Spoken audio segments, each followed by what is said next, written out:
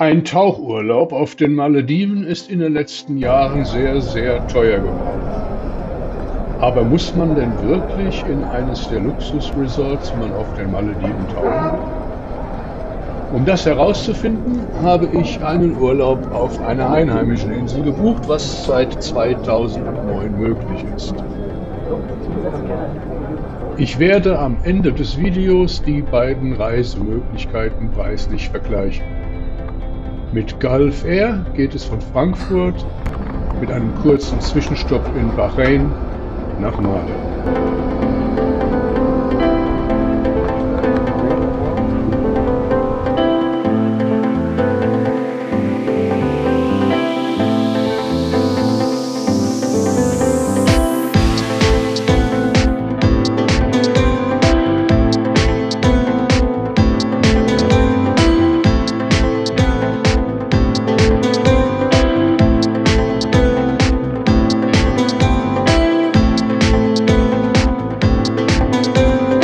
Wir mussten uns noch hinter einer Lufthansa-Maschine anstellen, aber dann ging es auch schon los. An einem wunderschönen Herbsttag im Oktober hoben wir ab und es ging Richtung Asien.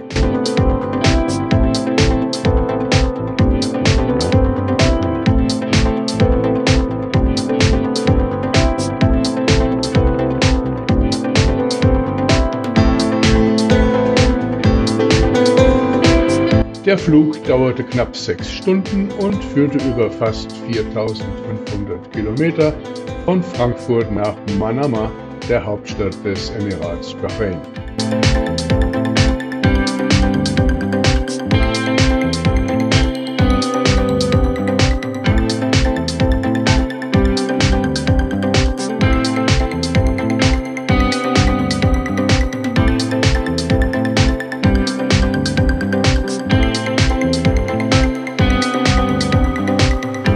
Es war schon dunkel, als wir in Bahrain landeten, und ich hatte 3 Stunden zu verbringen, bis der Anschlussflug nach Male abheben würde.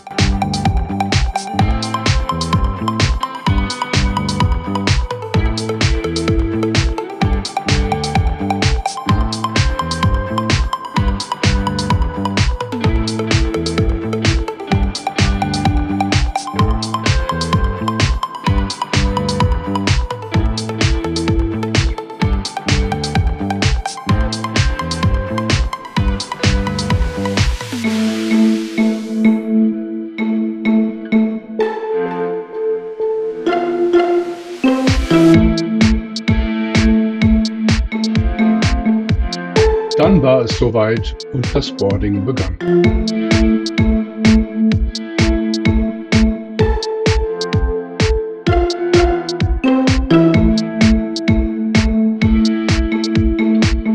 Der zweite Flug würde mich über 3.500 Kilometer von Bahrain auf die Malediven bringen.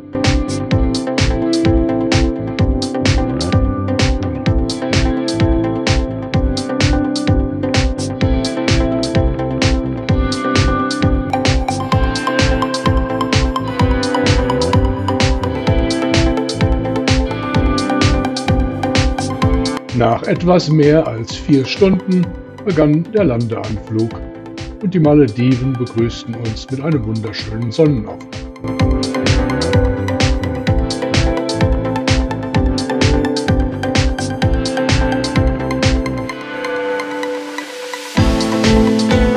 Schon bald konnten wir die ersten Inseln unter uns sehen und dann landeten wir auf dem Melana International Airport, dem Flughafen von Male.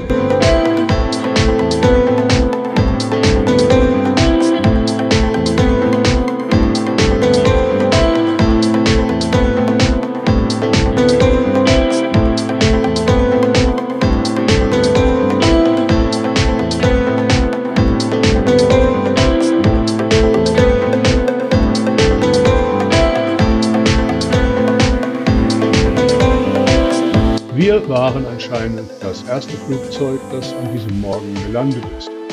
Und so war die Empfangshalle menschenleer und der Einreisevorgang ging ruckzuck über die Bühne.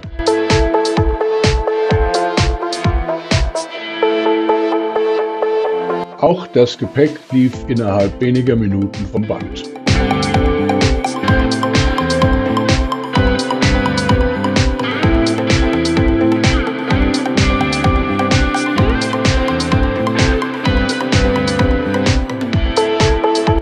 So, jetzt sind wir auf den Malediven angekommen.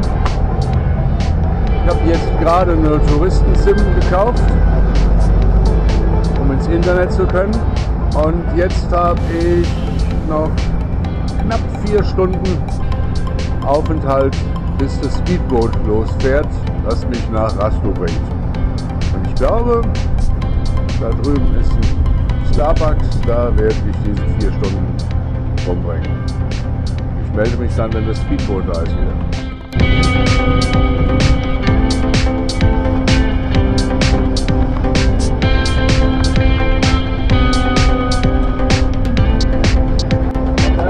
Das Speedboot war einigermaßen pünktlich. Hier im Hintergrund sieht man es in den kleinen Hafen einfahren.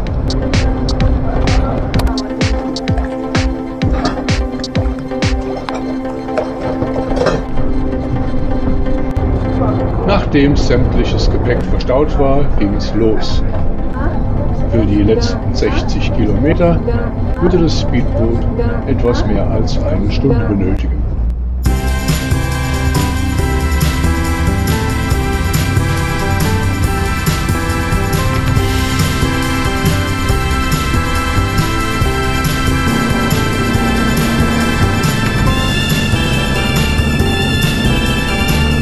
Tatsächlich tauchte Rastu nach einer Stunde am Horizont auf.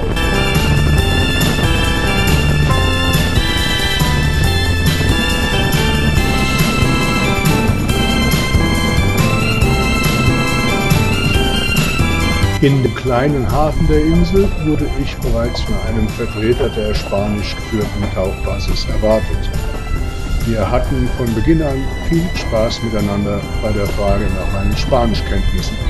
Ich kenne nämlich nur ein Wort, das spanische Wort für Bier. And you English? Sorry, Spanish? Not at all. No. Only one word, I think, cerveza.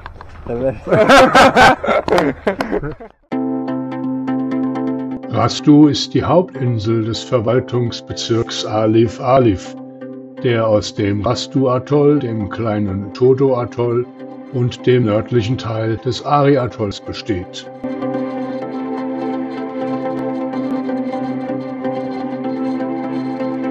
Die Insel misst nur etwa 400 mal 600 Meter und umfasst somit eine Fläche von etwa 210.000 Quadratmetern oder etwa einem Fünftel Quadratkilometer, so viel wie 30 Fußballfelder. Trotzdem leben hier mehr als 1000 Menschen, überwiegend Frauen und Kinder, da die Männer bis auf einige wenige Fischer, Angestellte in Restaurants oder Gasthäusern hier so gut wie keine Arbeit finden können.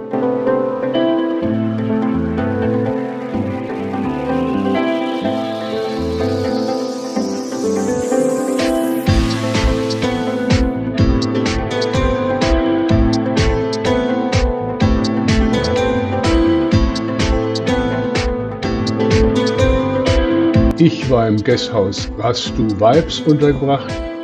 Mein Zimmer war einfach, aber absolut in Ordnung. Der nette Außenbereich des Gasthauses umfasste neben der Rezeption eine sehr schöne Sitzgruppe sowie ein kleines Frühstücksrestaurant.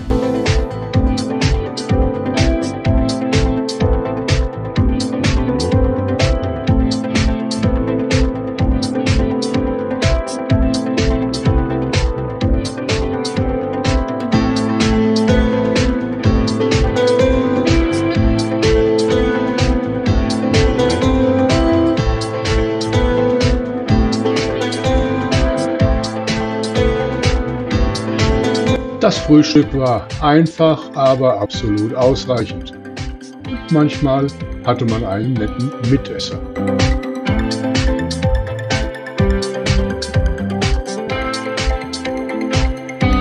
Es gibt keine asphaltierten Straßen auf Rastu, Alle Wege sind nur sandbedeckt. Außerdem gibt es keine privaten Automobile. Der Verkehr wird mit Scootern, kleinen Motorrädern, Fahrrädern oder einfach zu Fuß bewältigt. Es gibt inzwischen sehr viele Gasthäuser auf Rastu, die alle in der Preiskategorie 50 bis 100 US-Dollar pro Nacht liegen.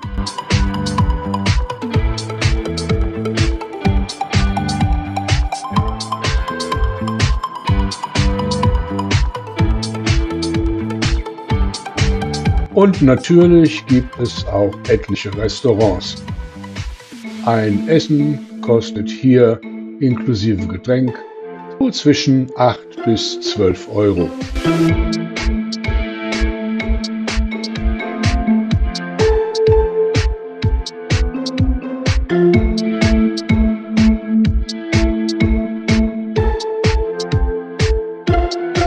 Für den kleinen Hunger zwischendurch oder für die Getränke in der Minibar gibt es mehrere kleine Supermärkte. Und an jeder zweiten Ecke einen Souvenirladen.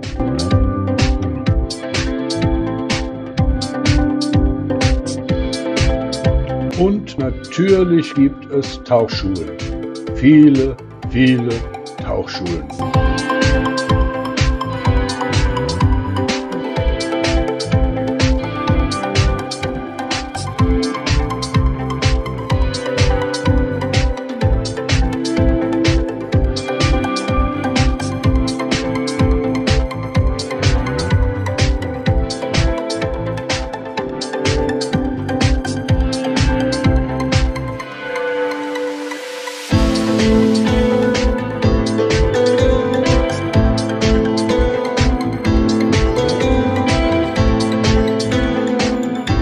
Die Insel verfügt trotz ihrer geringen Größe über eine erstaunlich gute Infrastruktur. So gibt es zum Beispiel einen neuen Sportpark mit einem großen und einem kleinen Kunstrasen-Fußballfeld. Es gibt einen großen Kinderspielplatz direkt neben dem neuen Bankgebäude. Hier ist allerdings erst in den Nachmittagsstunden ab 4 oder 5 Uhr etwas los, wenn die Hitze des Tages nachgelassen hat.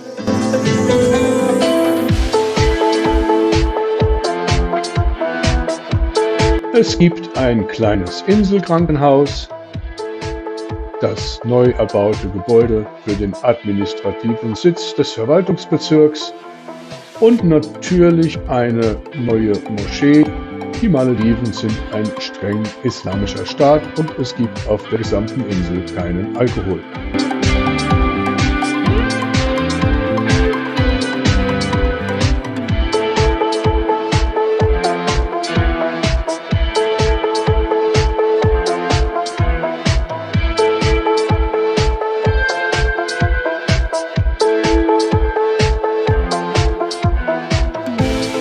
Wie auf allen einheimischen Inseln, auf denen es Tourismus gibt, hat man auch auf Rastu einen sogenannten Bikini Beach eingerichtet.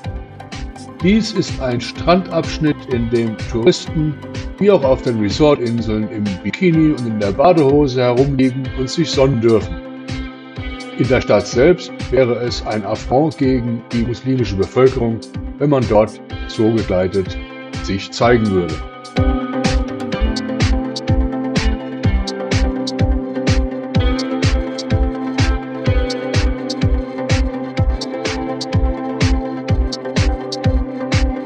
Es gibt am Bikini Beach 3 Beachbars. Besonders beliebt ist hier der Club Gabbiano mit seiner wunderschönen Strandterrasse, die bis über das Wasser reicht. Hier kann man sich die Sonne auf den Pelz brennen lassen und die Touristeninsel Kuramati genau gegenüber im Blick behalten.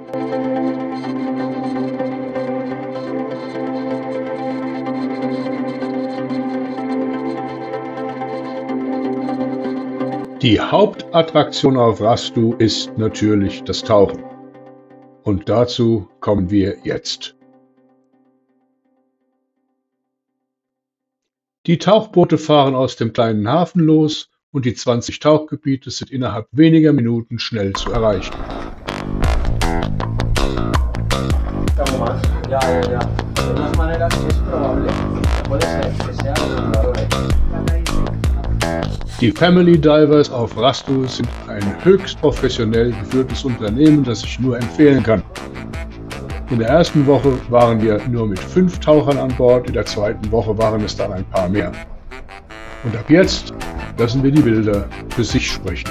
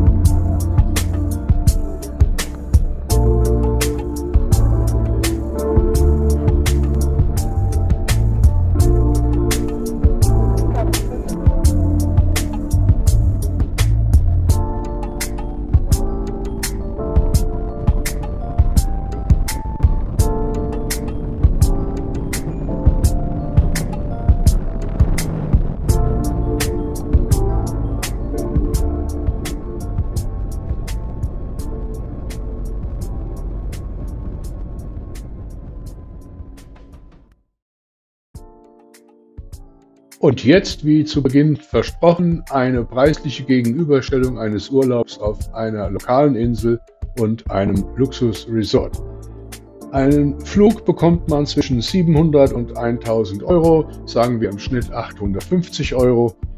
Für Unterkunft mit Frühstück und 20 Bootstauchgänge habe ich 1870 Euro bezahlt. Dazu kommen, und das ist gut gerechnet, für die kleinen Snacks zwischendurch und das Abendessen mit Getränken 300 Euro für 14 Tage. Ich bin mit Nitrox getaucht, habe hier einen Zuschlag bezahlt von 180 Euro. Zum Vergleich dazu die Insel Filiteo, keine der besonders teuren Inseln. Hier kostet eine zweiwöchige Pauschalreise All-Inclusive für eine Person ab Frankfurt 4.290 Euro im Vergleichszeitraum und 20 Bootstauchgänge inklusive Nitrox 1.560 Euro. Für eine Person ist also eine zweiwöchige Tauchreise auf eine Luxusinsel etwa doppelt so teuer wie eine zweiwöchige Reise auf eine lokale Insel. Für zwei Personen ist der Unterschied nicht mehr ganz so groß, aber auch hier kann man noch sehr viel Geld sparen, wenn man einen Tauchurlaub auf einer einheimischen Insel macht, der genauso gut ist, genauso viel Spaß macht und so viel Spaß macht, dass ich es auf jeden Fall wiederholen werde. Danke fürs Ansehen des Videos.